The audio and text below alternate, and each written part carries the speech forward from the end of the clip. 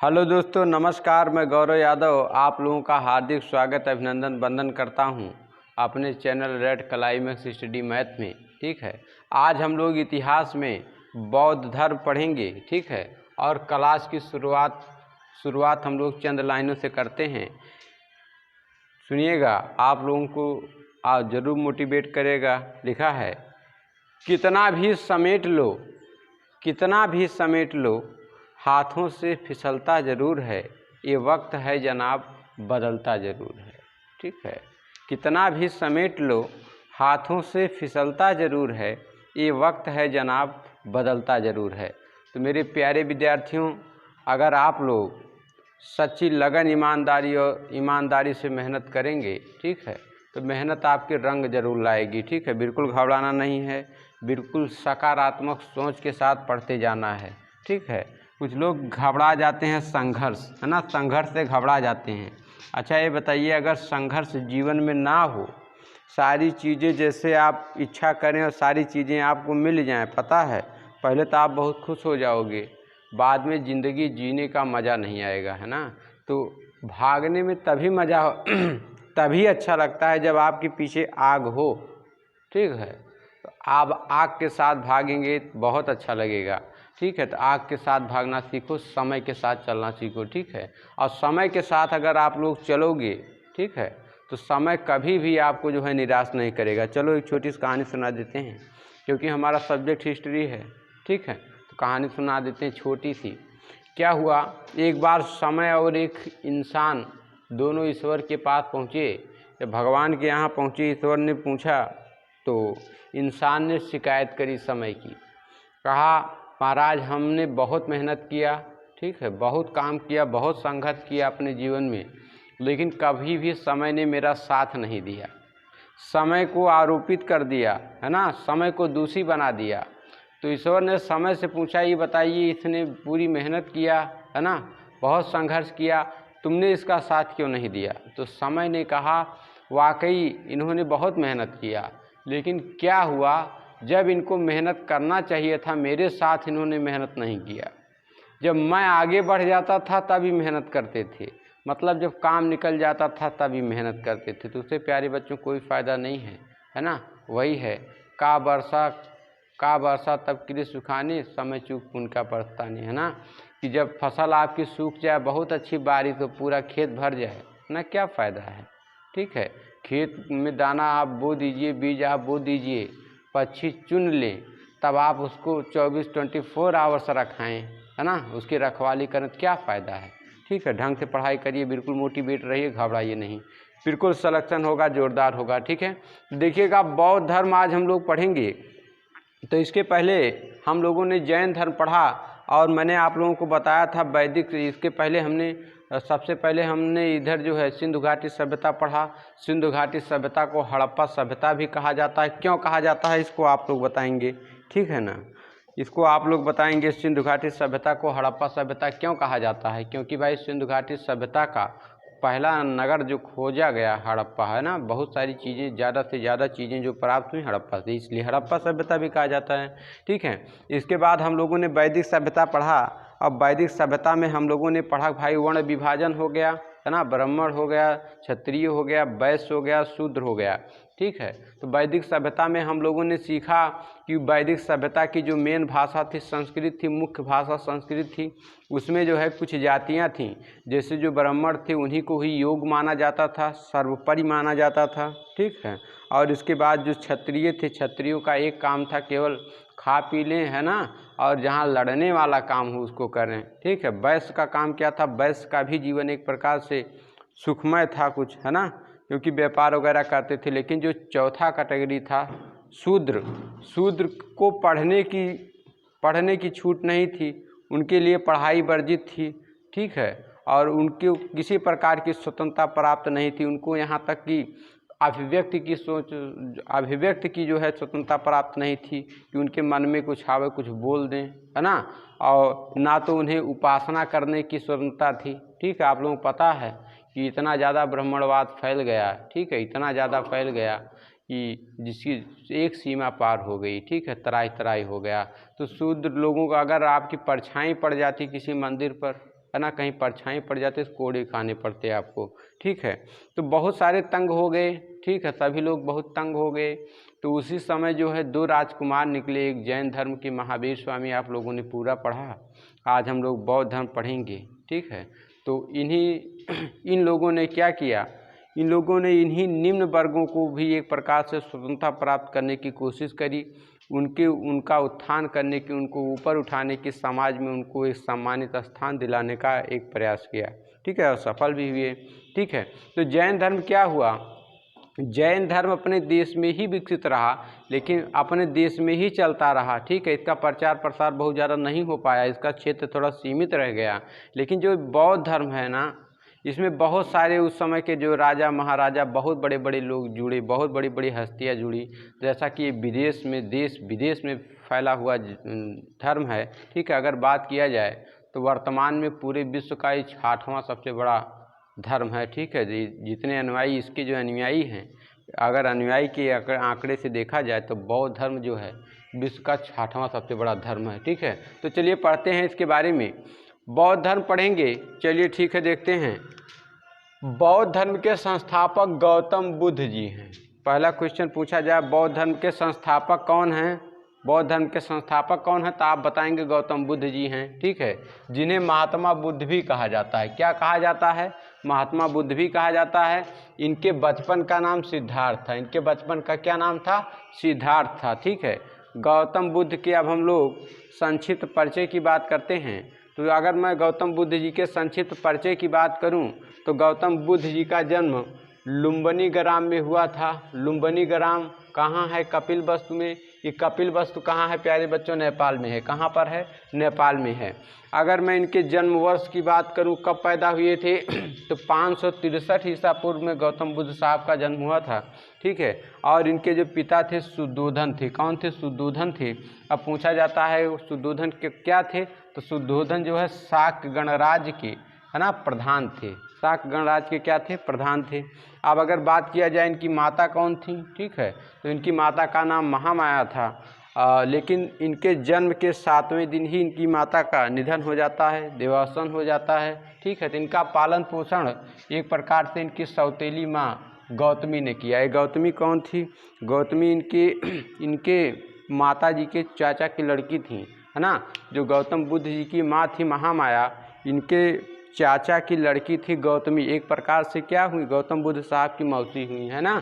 तो बाद में इनके पिताजी ने शुद्धोधन ने क्या किया, पालन पोषण के लिए इनसे शादी कर लिया और इन्होंने सौतेली माँ होकर के इनका पालन पोषण किया, ठीक है। आगे बात करते हैं। गौतम बुद्ध साहब धीरे धीरे बड़े होने लगे। एक इनके जीवन में घटना घटित हुई। जब से गौतम बुद्ध साहब पैदा हुए तब से घटनाएं इनके जीवन में घटित होना प्रारंभ हो गईं। जब ये पैदा हुए तो इनके पिताजी ने बहुत सारे ज्योतिषियों को बुलाया, बहुत सारे ब्राह्मणों को बुलाया, ठीक है, बहुत सारे लोगों को बुलाया। तो बहुत सारे विद्वानों ने कहा ये आपका लड़का आगे चलकर या तो बहुत बड़ा राजा बनेगा, ठीक है, इतना प्रतिष्ठित राजा बनेगा, पूरी दुनिया में इसका नाम होगा, ठीक है। और कुछ विद्वानों ने कहा अगर ये राजा नहीं बनेगा तो इतना बड़ा सन्यासी बनेगा, साधु बनेगा, समाज सुधारक बनेगा, ठीक है, इतना बड़ा समाज सुधारक बनेगा कि इसका नाम पूरी दुनिया में होगा, सन्यासी हो जाएगा, घर बार छोड़ देगा, ठीक है। तो राजा को बड़ी खुशी हुई, हर किसी को खुशी होती है। आप पुलिस में हैं, ठीक है, आपके पिताजी पुलिस में हैं, आप DIG DGP कमिश्नर हो जाएं तो आपके पिताजी को बड़ी खुशी होगी, ठीक है। मैं तो यहीं तक था लेकिन मेरा लड़का इतना आगे गया, है ना। तो इनके पिताजी को बड़ी खुशी हुई कि मैं तो राजा हूँ, एक प्रकार से प्रधान हूँ, मेरा लड़का महाराजा बनेगा, है ना, चक्रवर्ती सम्राट बनेगा, बहुत अच्छी बात है। लेकिन एक तरफ उनको डर भी लगने लगा, कहीं अगर मेरे एक ही संतान है, अगर मेरी कहीं ये संतान जो है सन्यासी हो जाए, साधु हो जाए, ठीक है, मोह माया त्याग देगा तो मेरा राजपाट कौन संभालेगा, ठीक है, मेरा वंश कैसे आगे बढ़ेगा, मेरी पीढ़ी कैसे आगे बढ़ेगी। बड़ी चिंता होने लगी, ठीक है। तो सन्यासी का उन्होंने विचार किया कि लोग सन्यासी कब हो जाते हैं, जब माया से दूर हो जाएं, जब माया से दूर हो जाएं, है ना, दुख का उनको सामना हो जाए तभी लोग सन्यासी होते हैं। जब लोग इतना पीड़ा पाते हैं, पीड़ा से हार जाते हैं, ठीक है ना। आप अपने आप को ईश्वर को समर्पित कब करते हैं, कोई चीज़ बनाओगे कहोगे इसको हमने बनाया, है ना, इस चीज़ हमने कर दिया है। लेकिन जहाँ गलती हो जाएगी ये भगवान ने गलत कर दिया है ना, समस्या होती है। ठीक है, तो आप अपने आप को ईश्वर के सामने साथ शरीर समर्पित कब करते हो, जब आप चारों तरफ से हार जाते हो, है ना। तो उन्होंने सोचा, उनके पिताजी ने सोचा ऐसी व्यवस्था की जाए, ऐसा कोई सिस्टम बनाया जाए कि दुख का इनसे सामना ना ही हो, है ना, ये जान ही ना सकें कि दुख क्या होता है, पीड़ा क्या होता है, दर्द क्या होता है, ये समझ ही ना सकें। तो इनके चारों तरफ क्या हुआ, इनके पिताजी ने ऐसी व्यवस्था कर दिया कि जितने भी बूढ़े बुजुर्ग बीमार, है ना, जितने भी लोग थे सबको हटाकर सब युवा पीढ़ी में लड़के लड़की जो भी दासी थे, जो कुछ भी इनके दरबार में थे, जो खूबसूरत थे, सुंदर थे, हष्टपुष्ट थे, ठीक है, मधुर मुस्कान वाले थे, मधुर बात करने वाले थे, ठीक है, उन लोगों को लगा दिया, मधुर संगीत वाले थे, ठीक है। और ऐसा एक माहौल क्रिएट कर दिया कि इनको लगे पूरी दुनिया बहुत आनंदमय है। बहुत बढ़िया महल के चारों तरफ बगीचे लगवा दिए, फूल लगवा दिए, नाना प्रकार के फूल, नाना प्रकार के पक्षी, ठीक है। इतनी व्यवस्था कर दिया इनको कि ये समझ ही ना सकें कि दुख क्या होता है। मोह माया में इतना इनको घेरने का प्रयास किया कि मोह माया त्याग ही ना सकें। धीरे धीरे गौतम बुद्ध साहब बड़े हुए, ठीक है, तब लेकिन फिर भी गौतम बुद्ध साहब जैसे जैसे बड़े होने लगे, ठीक है, उनको मोह माया से बहुत ज़्यादा लगाव नहीं होता था। वो अकेले में बैठना बहुत पसंद करते थे। तो आप लोगों ने कहानी ज़रूर सुना होगा इनके चचेरे भाई देवदत्त की, ठीक है, कि बाग में अकेले बैठे थे और हंस गिरता है ऊपर से, ठीक है, हंस गिरता है तो ये इतने जो है इतने ज़्यादा सिंपैथियल थे, इतने ज़्यादा इनके अंदर मर्सी थी, दया थी कि हंस को उठा लेते हैं, उसका घाव वाव धुलते हैं। आप लोगों ने कहानी ज़रूर पढ़ा होगा, ठीक है। तो इस प्रकार से बगीचे में बैठना ही बहुत पसंद करते थे, इनको बहुत अच्छा लगता था। तो इनके पिताजी को फिर चिंता होने लगी कि मैंने इतनी ढेर सारी व्यवस्था की है, फिर भी कहीं मेरा लड़का सन्यासी ना हो जाए, क्या करें, ठीक है। तो इनके पिताजी ने एक तीर बची थी वो भी मार दिया इनके पिताजी ने। इनकी शादी करा दी बहुत ही कम उम्र में, 16 वर्ष की अवस्था में, ठीक है, जो है 16 वर्ष की उम्र में इनकी यशोधरा एक बहुत ही सुंदर कन्या थी, उनसे इनकी शादी करवा दिया। इन्होंने सोचा अगर शादी करवा देंगे तब तो एक प्रकार से बंधन में बंध जाएंगे, माया में बंध जाएंगे। लेकिन क्या हुआ, शादी तो हो गई और उनके एक पुत्र भी हो गया, राहुल।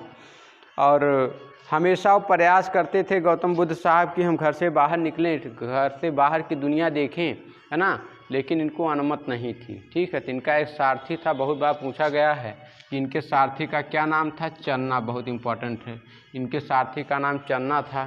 तो एक दिन क्या हुआ, ये रात में निकल गए, है ना, रात में निकल गए। बात कर लेते हैं, थोड़ा सा समझा देते हैं।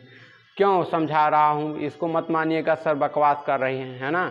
अगर ये चीज़ें आप ही कहानी की तरीके से सुनेंगे ना तो आपके दिमाग में एक इमेज बन जाएगी, एक इंटरेस्ट बन जाएगी। और मेरे गुरुजी कहते हैं, मैं नहीं कहता, मुझे अपने ऊपर नहीं गर्व है, लेकिन अपने गुरु के ऊपर मुझे 100% भरोसा है, ठीक है। मैं अपने से ज़्यादा भरोसा करता हूँ, गुरुजी ने जो कह दिया 100% सही है।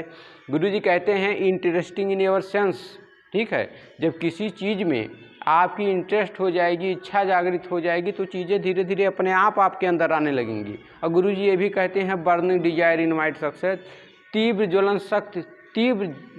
ज्वलन शक्ति इच्छा क्या करती है, आपकी सफलता को आमंत्रित करती है, ठीक है। मुझे पूरा विश्वास है, बिल्कुल घबराइएगा नहीं, पढ़ने का प्रयास करिए।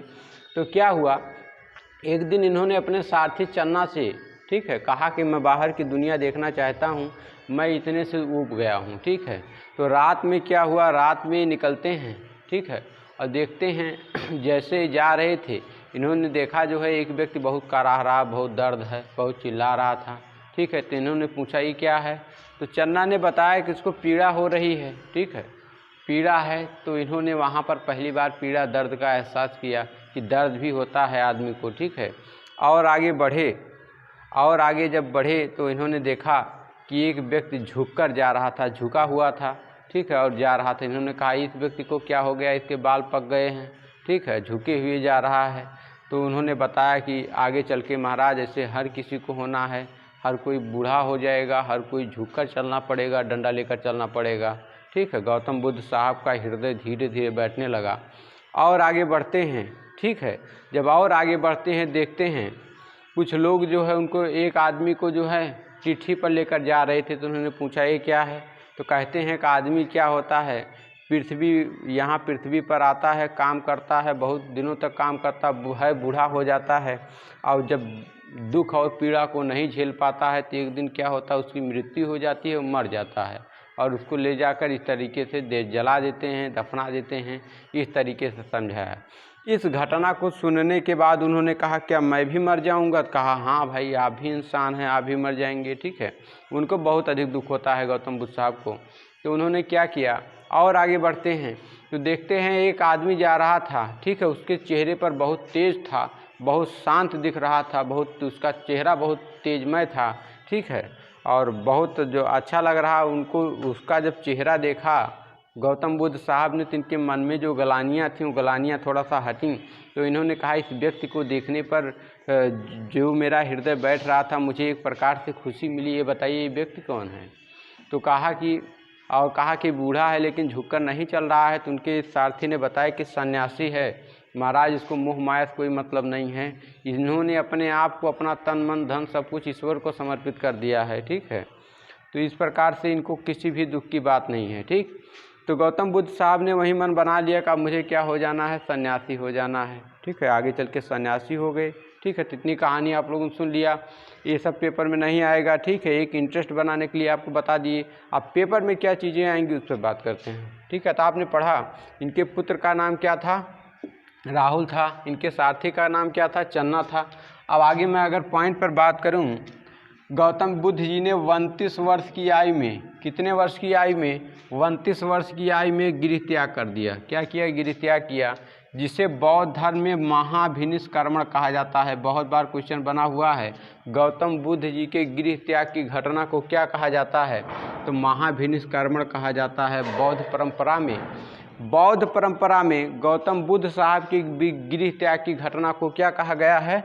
महाभिनिष्क्रमण कहा गया है। ठीक है, दरअसल बौद्ध परंपरा में गौतम बुद्ध जी के जीवन से जुड़ी जितनी भी प्रमुख घटनाएं हैं, सभी घटनाओं के कुछ ना कुछ प्रतीक बनाए गए हैं। ठीक है, और कुछ ना कुछ जो है उनको एक नाम दिया गया है, स्पेसिफिक एक विशेष प्रकार का नाम दिया गया है। अभी आगे हम लोग चर्चा करेंगे। आगे देखिएगा, कह रहा है गौतम बुद्ध को 35 वर्ष की आयु में निरंजना नदी, बहुत इंपॉर्टेंट है। ठीक है, कितने वर्ष की आयु में? 35 वर्ष की आयु में।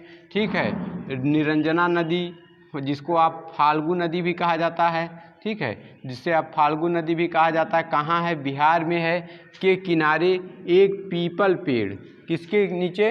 पीपल के पेड़ के नीचे क्या हुआ? ज्ञान की प्राप्ति हुई। ठीक है, ज्ञान प्राप्ति के बाद सिद्धार्थ, इनके बचपन क्या नाम था? सिद्धार्थ। आप लोगों ने चैप्टर जरूर पढ़ा होगा, सिद्धार्था एंड देवदत्त, है ना।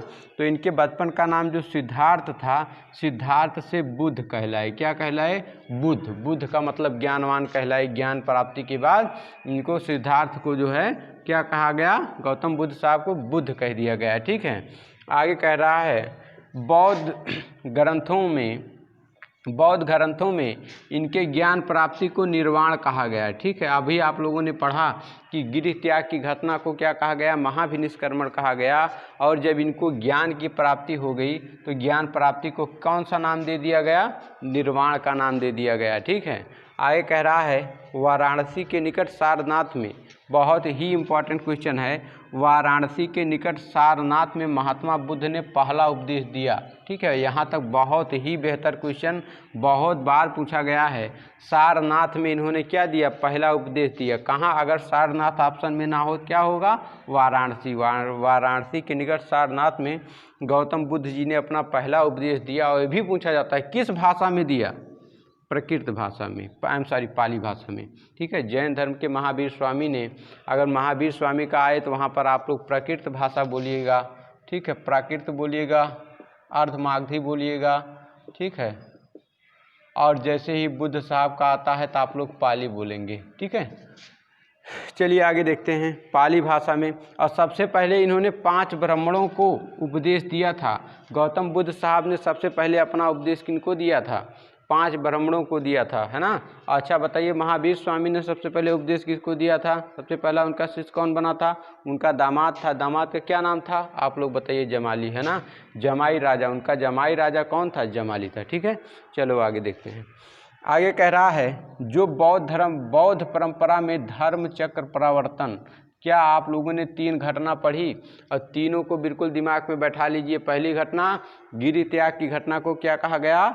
महाभिनिष्क्रमण कहा गया। क्या कहा गया? महाभिनिष्क्रमण। और इनके ज्ञान प्राप्ति की घटना को क्या कहा गया? निर्वाण कहा गया। और जब इन्होंने अपना पहला उपदेश दिया तो उपदेश को क्या कहा गया? धर्म चक्र प्रवर्तन कहा गया। मेरे साथ साथ आप लोग बोलिए, रिवाइज करिए, ठीक है। जो बच्चे शुरू से पढ़ रहे हैं बिल्कुल नोट बनाते चलेंगे, कापी पेन लेकर बिल्कुल नोट बनाएंगे, ठीक है। आपको इधर उधर भटकने कहीं ज़रूरत नहीं होगी, सारे कॉन्सेप्ट मैं आपको यहीं पर बोर्ड पर लिखा दूंगा। और जो बच्चे बौद्ध धर्म खूब बढ़िया से पढ़ चुके हैं, कहीं कोचिंग वोचिंग कर लिए हैं, ऑफलाइन में पढ़े हुए हैं, ठीक है, वो रिवाइज करते चलेंगे, ठीक है। चलिए देखते हैं आगे। आगे कह रहा है महात्मा बुद्ध का देवासन मीन्स मृत्यु 80 वर्ष की अवस्था में। कितने वर्ष की अवस्था में? 80 वर्ष की अवस्था में 483 ईसा पूर्व में वर्तमान यूपी के कुशीनगर, ठीक है, कहीं कहीं कुशीनारा भी लिखा रहता है तो घबराना नहीं, चाहे कुशीनगर लिखा हो या कुशीनारा लिखा हो। देवरिया जिले में स्थित गोरखपुर में हुई, ठीक है। यही पूछा जाता है कि गौतम बुद्ध साहब की मृत्यु कहाँ पर हुई? कुशीनगर में। कहाँ पर हुई थी? कुशीनगर में। पूछा जाए महावीर साहब की मृत्यु कहाँ हुई थी? पावापुरी में। इसको बिल्कुल दिमाग में रखिए, ठीक है। देवरिया वर्तमान गोरखपुर में है, ठीक है। कह रहा है इसे बौद्ध ग्रंथों में महापरिनिर्वाण, मतलब इनकी मृत्यु को क्या नाम दिया गया है? बौद्ध परंपरा के अनुसार महापरिनिर्वाण, ठीक है। तो इतना आप लोगों को समझ में आ गया होगा। आगे कुछ और कॉन्सेप्ट बताता हूँ। प्यारे बच्चों, आगे हम लोग पढ़ेंगे। अगला पॉइंट देखिएगा। कह रहा है महात्मा बुद्ध ने तपसक एवं मल्लक नामक 2 शूद्रों को बौद्ध धर्म का सर्वप्रथम अनुयायी बनाया, ठीक है। आप लोगों को बताया था ना, अभी तक जो शूद्र धर्म जो 4 वर्ण बांटे गए थे वैदिक सभ्यता में, है ना, ब्राह्मण क्षत्रिय वैश्य और शूद्र, तो शूद्रों को अभिव्यक्ति की स्वतंत्रता नहीं थी, ठीक है, और उनको पूजा अर्चना की वो नहीं थी। कुल मिला के शूद्र को कहा जाता था, शूद्रों मीन्स एक मजदूर, एक सेवक, ठीक है, एक अनुचर, उनके मीन्स केवल एक अनुचर माना जाता था, ठीक है। उनको पेट भर भोजन नहीं दिया जाता था, दिन भर काम कराया जाता था, ठीक है। मतलब उनको एक प्रकार से जानवर के तरीके से बिहेव किया जाता था उनके साथ, ठीक है। गौतम बुद्ध जी ने क्या किया? सबसे पहले तपसक और मल्लक नाम के 2 शूद्रों को अपने धर्म का अनुयायी बनाया। पूजा अर्चना मतलब उनको भी ईश्वर की आराधना करने का जो है बताया, है ना। वैसे बौद्ध धर्म जो है ईश्वर में विश्वास नहीं करता, नास्तिक है, लेकिन दोनों जो जैन धर्म भी है बौद्ध धर्म भी है, दोनों का मानना है, ठीक है, दोनों का मानना है कि धर्म सबसे बड़ा धर्म मानव धर्म है, ठीक है। मानवता की सेवा करें। और गौतम बुद्ध जी का शुरू से ही जीवन की बिल्कुल शुरुआत से ही आप लोगों ने कहानी पढ़ा होगा, हंस की पीड़ा देखी नहीं गई, घाव धूला उन्होंने, ठीक है, और हंस को अपने चचेरे भाई देवदत्त को दिया नहीं, है ना। तो शुरू से उन्होंने उनके मन में दूसरे की पीड़ा को देख कर, ठीक है, उनका हृदय जो है इतना कोमल तक पसीज जाता था, ठीक है। तो उन्होंने बताया भी, बाद में कहा भी सबसे बड़ा धर्म मानव धर्म है, ठीक है। किसी इंसान को, किसी पशु पक्षी को, किसी भी जीवधारी को आप पीड़ा ना दें, सताएं नहीं, दुख ना दें, है ना, कोशिश करें। चलिए ठीक है, देखते हैं आगे। अगला पॉइंट जो पेपर में पूछा जाएगा, बीच बीच में कहानी बताता रहूँगा, ठीक है, मोटिवेशन के लिए, आपकी जानकारी के लिए, ताकि आप में इंटरेस्ट पैदा हो, ठीक है। आगे कह रहा है बौद्ध धर्म अपनाने वाले राजा, यहाँ भैया क्वेश्चन पूछा जाता है, वेरी वेरी इंपॉर्टेंट है ना, इसको नोट करिएगा। तो बिंबिसार बौद्ध धर्म का अनुयायी बना। बिंबिसार जैन धर्म का भी अनुयायी था, है ना। बौद्ध धर्म का अनुयायी बना बिंबिसार, पहला राजा, और एक किस वंश का था? हरेक वंश का था, ठीक है। कहाँ का राजा था? मगध का। इसके बाद इसका पुत्र था अजातशत्रु, है ना। अजातशत्रु वो भी क्या हुआ? बौद्ध धर्म का अनुयायी बना। अशोक महान आप लोग जानते ही हैं। अशोक मौर्य साम्राज्य का था। मौर्य साम्राज्य के संस्थापक कौन थे भाई? चंद्रगुप्त मौर्य थे। कौन थे? चंद्रगुप्त मौर्य। और चंद्रगुप्त मौर्य के पुत्र का क्या नाम था? बिंदुसार था। क्या था? बिंदुसार। और बिंदुसार के क्या हुए? पुत्र था। बिंदुसार का क्या था? पुत्र था। आगे मैं पढ़ाऊंगा। मौर्य साम्राज्य बहुत ही इंटरेस्टिंग, बहुत ही जोरदार तरीके से ठीक है। बिंदुसार नाम इसका क्यों पड़ा, ठीक है। कहा जाता है अशोक ने अपने जो है 100 भाइयों का वध करके राजा बना था, ठीक है। ठीक, तो बहुत सारी चीज़ें हैं, बिल्कुल इतिहास कहानी के तरीके से समझाऊंगा, बिल्कुल घबराना नहीं है। आगे एक और राजा इनके अनुयायी बने, कनिष्क। कनिष्क किस वंश का था? कुषाण वंश का राजा था, ठीक है। और बहुत बार पेपर में पूछा गया प्यारे बच्चों, बहुत बार, ठीक है। गोपाल, गौतम बुद्ध साहब का एक और अनुयायी बना गोपाल, ये किस वंश का था? पाल वंश का। पूछा जाता है पाल वंश के संस्थापक कौन है? संस्थापक गोपाल ही है ना। चलिए आगे पॉइंट, इतना आप लोग जरूर याद करें कि इतने बड़े बड़े राजा थे जो बौद्ध धर्म के अनुयायी बने, तभी तो बौद्ध धर्म इतना फैला है ना। चलिए आगे देखते हैं। आगे कह रहा है, बुद्ध ने अपने जीवन के सर्वाधिक उपदेश कौशल देश की राजधानी श्रावस्ती में दिए। आप देखिए क्वेश्चन बदल गया, पूछा जाए गौतम बुद्ध जी ने पहला उपदेश कहाँ दिया, तो पहला उपदेश उन्होंने सारनाथ में दिया था ना, सारनाथ में। लेकिन सबसे ज़्यादा अगर आ जाए कि सबसे ज़्यादा उपदेश कहाँ दिए, तो कौशल देश की राजधानी श्रावस्ती में दिए, ठीक है। आगे कह रहा है, उन्होंने मगध को भी अपना प्रचार प्रसार केंद्र बनाया। अरे भाई, मगध को ही तो अपना प्रचार प्रसार केंद्र बनाने के कारण ही तो इतने सारे राजा उनके अनुयायी बने, है ना। आगे कह रहा है, बौद्ध धर्म के 2 संप्रदाय, बाद में चल के जैसे भाई जैन धर्म 2 संप्रदायों में बढ़ गया था, अब आप लोग बताएंगे कौन से 2 संप्रदायों में बढ़ गया था, कौन कौन से बताइएगा। नहीं पढ़े, चलो ठीक, मैं बता देता हूँ। श्वेतांबर और दिगंबर, श्वेतांबर और दिगंबर, ठीक है। आप बताइएगा श्वेतांबर के संस्थापक कौन थे और दिगंबर के कौन थे।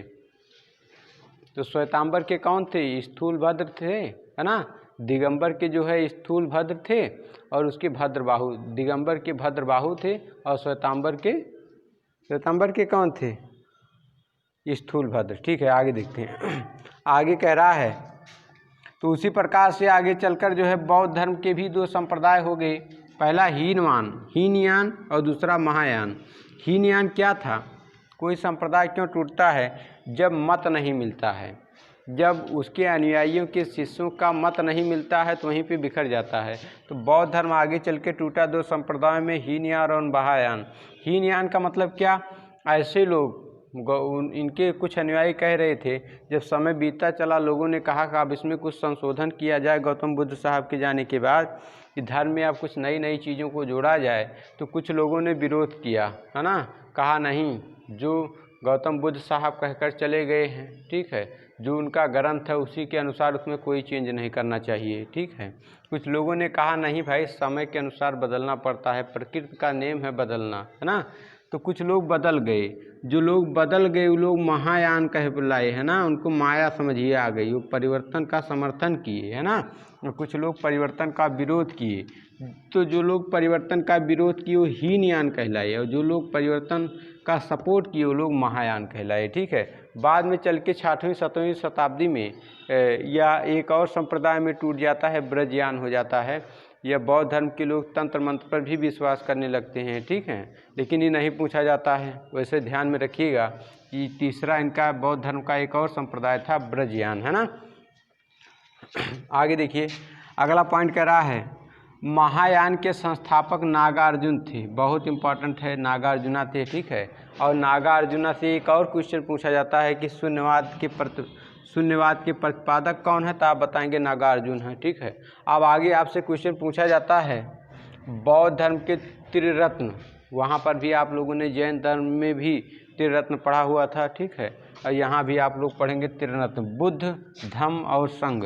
बुद्ध जी का कहना था, बुद्ध का मतलब ज्ञान प्राप्ति करो, ठीक है। आप वो चीज़ करो जो आपकी अंतरात्मा कहती है। बुद्ध साहब कहते हैं कि आपकी अंतरात्मा कभी झूठ नहीं बोलती है, सुनो सबकी, करो अपने मन की, अपने दिल की, ठीक है। दिल कभी भी झूठ नहीं बोलता है, ठीक है। आगे धम्म मीन्स धर्म, मानवता धर्म, है ना। धर्म का आप पालन करिए। संघ मीन्स क्या करिए? संगति में रखिए, एकता बना के रखिए, ठीक है। एकता में रहिए, ठीक है। आगे तो त्रिरत्न हो गए भाई, बुद्ध, धम्म और संघ, ठीक है, पूछा जाता है। आगे कह रहा है, बुद्ध को अपनाने वाली, बुद्ध धर्म, यहाँ पे हम धर्म रहेगा, बौद्ध धर्म को अपनाने वाली पहली महिला कौन थी? बहुत बार पूछा गया है, गौतमी थी। गौतमी कौन थी? इनकी सौतेली माँ थी, इनकी मौसी थी, ठीक है। आगे कह रहा है, अजंता की गुफाओं को किस ग्रंथ का चित्रण है? अजंता की गुफाओं में किस ग्रंथ का चित्रण है? तो आप लोग बताएंगे जातक ग्रंथ का चित्रण है। जातक ग्रंथ क्या है? जो कि बुद्ध धर्म का एक पवित्र ग्रंथ है। ठीक है, आगे कह रहा है बुद्ध धर्म की 4 संगीतियाँ। संगीतियाँ मीन्स महासभाएं, सभाएं, है ना। जैसे कोई सभा होती है, सभा का मतलब क्या होता है? कौन सी चीज़ नई जोड़नी है ना। धर्म में कहाँ पर कैसे और प्रचार प्रसार किया जाए, अपने धर्म का कैसे और विकास किया जाए, कहाँ कमियां आ रही हैं, बहुत सारी चीज़ें, है ना।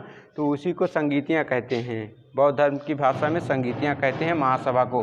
पहली संगीति हुई थी राजगिरी में, किसके शासनकाल में हुई थी? अजातशत्रु के। बहुत इंपॉर्टेंट है, बहुत बार पूछा गया है, वेरी वेरी इंपॉर्टेंट। दूसरी संगीति हुई थी भैया वैशाली में, किसके शासनकाल में? कालाशोक के शासनकाल में।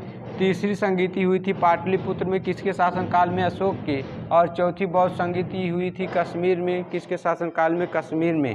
तो ये दोनों, है ना, पहला और ये चौथा बहुत पूछा जाता है, इसको दिमाग में रखिएगा। चलिए कुछ और कॉन्सेप्ट प्यारे बच्चों, इसका मैं क्वेश्चन भी कराऊंगा पार्ट 2 में। ठीक है, तो वीडियो देखने के लिए आप लोगों का बहुत बहुत धन्यवाद।